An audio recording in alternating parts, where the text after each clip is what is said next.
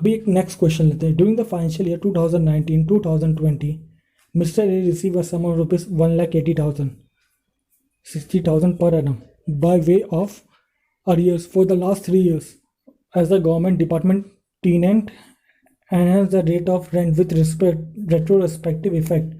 Will the sum of rupees 1,80,000 be taxable in the assessment year 2020-21? Can it be spread over the last year? Per section 25A, the arrears of rent shall be taxable in the previous year in which the arrears are received. The assessee shall be allowed deduction at their 30% of the amount such received.